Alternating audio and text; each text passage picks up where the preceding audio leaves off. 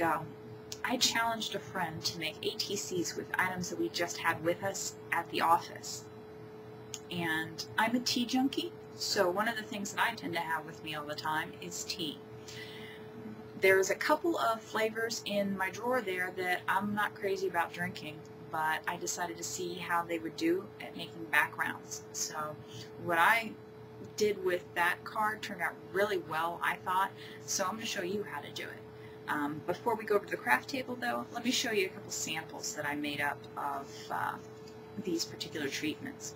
The first one is a green tea, and I'm going to get it up here so that the camera focuses on it instead of the background. Okay, and that is, like I said, green tea, but it's also got rose petals in it. And those rose petals make kind of this yellow and purple spots that are really cool. I like it. And then this one's with a black tea. It's an Irish breakfast tea. And while I'm not crazy about drinking it, I think it makes a kind of interesting splotchy little background there. And also the type of paper that you use makes a difference. For the black tea on the ATC that I did, and you'll see a picture of it. I don't have the actual ATC since I gave it to my friend, but on that I put the black tea on a piece of typing paper and it aged it, and it spread out a little bit more, so your paper is going to affect the result. On the on that ATC I did use the green tea on the background, so it came out pretty much the same as what you're seeing here. But you can try anything. Experimentation is always fun. So now let's go over to the craft table and I'll show you what I did. The materials that you're going to need are actually pretty simple. All you're going to need is your tea, and I've got a couple kinds here. One's a loose tea and one's in a tea bag. It doesn't really matter. You're just going to cut the tea bag open. Then you're going to need your ATC blanks. If you want some paper, this is basically printer paper with something printed on it. And this is torn from a almanac, and so it's not really high quality paper. It was yellow to begin with. I tested out a little here. I want to try a bit more on this end to see if there's a difference, because the other thing you need is something to get the water. You're going to need to mist the tea with water, and I'm using one of the Ranger mini misters. This time I'm trying hot water in it to see if that makes any difference. The card that I made at work was made with just normal water. I carry one of these in my art kit in my purse. And then you're going to need scissors to open up the tea bag. So let's get to work. We're going to start with the green tea. And you're going to just snip a corner off the bag. If you've got one of the bags that has the staple in the top, you can probably just open it that way and you don't even need scissors. So now we're just going to, let's see, no.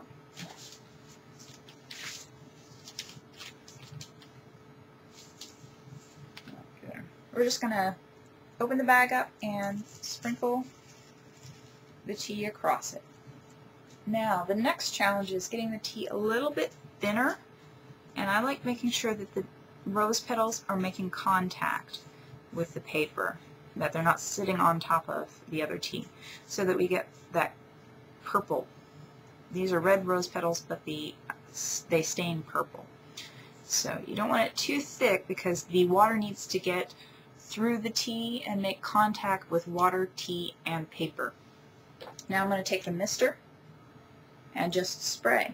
And you're going to be, you need to be a little bit careful. This is a little messy. It's going to push some of the tea away. I'm going to get it a pretty good spray there, as you can see. While we're waiting for that to steep, basically, let's do the black tea. We're going to do basically the same thing. Get some tea from the tin there and just sprinkle it down. I'm going to try a little bit heavier on this one. This one was a little bit lighter, probably a little bit less than that. So, And then keep in mind, if you don't like the kind of way it's going after you've made a couple, pour it off, put some more back on.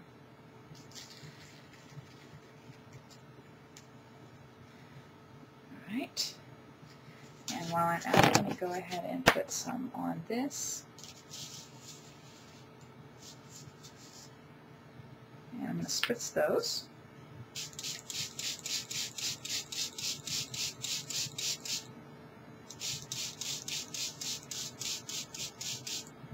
Okay, and let's try a couple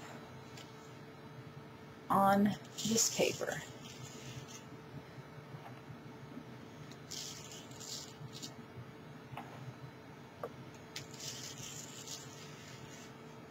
And grab another tea bag.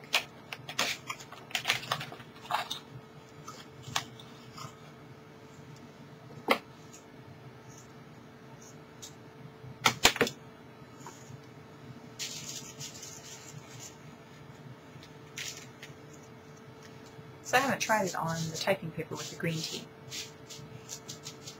Okay. Get that back where you can actually see it. What I've done, I've just basically made 2 rows. Now we're going to spritz that down.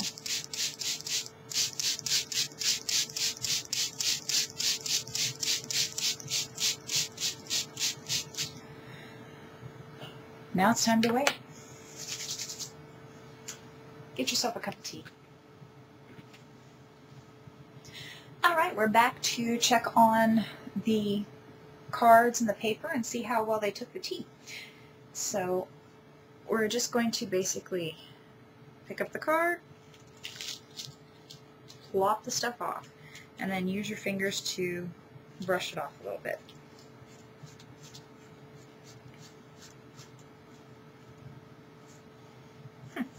This one actually seems to have gotten a little bit less than this, so you know what? I'm going to take the tea, I'm going to sprinkle it back on there in the parts that didn't take.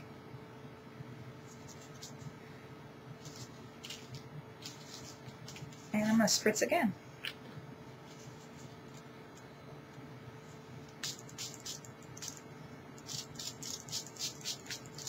And leave it. Now for the black tea.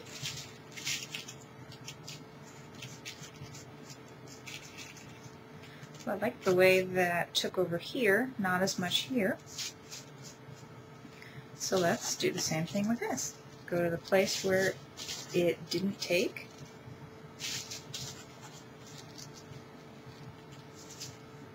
And spritz again, which I'm going to have to go get some more water. I'm just using regular tap water this time, no hot cold, since it didn't really seem to make it much of a difference. Okay.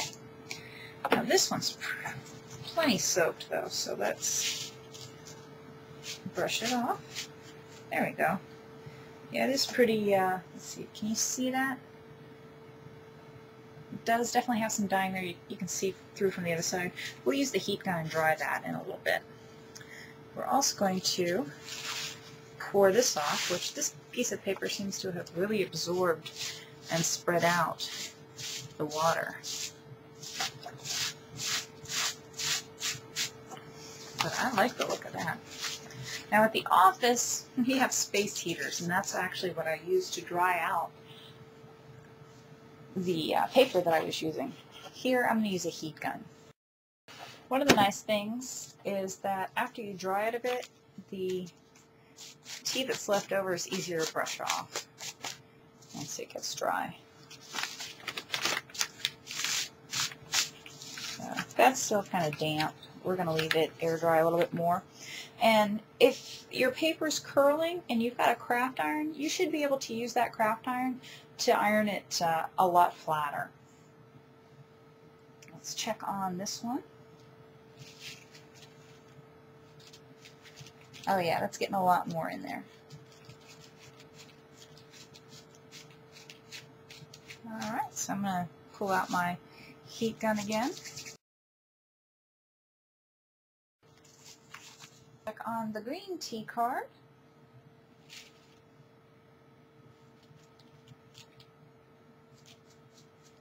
like that a little bit more.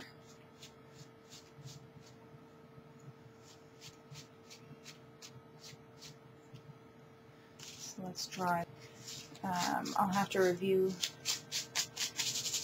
the footage, but it looks like after you're drying it, the color intensifies. So I was a little bit disappointed when these were first coming out, and I was like, this may be a failure, but as I'm using the heat gun to dry it, that color is deepening, and you can really see it now. Let's try to bring it up to here.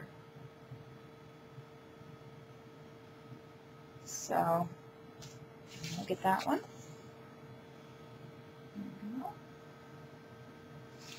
So that definitely deepened the color, the heat drying. And then here is the paper with the brown and the green, the black tea and the green tea. So let me clean this up a little bit, and then I'm going to try flattening these with the craft iron so you can see what they look like. Don't go away. Alright, well, the cards are dry. I've ironed them flat, and here they are. Check them out. This is what we ended up with. Pretty cool effect, huh?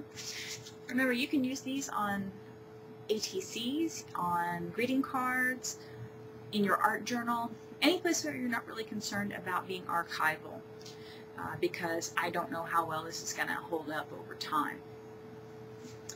So some people might even be hesitant about using it on ATCs, just depending on your philosophy. I'm not opposed. So if you do something with this technique, I'd be happy if you post a link to, say, the picture on your Flickr account. I'd love to see it. Or post a video response if you're watching this through YouTube. So get out there and create. Have fun. Bye.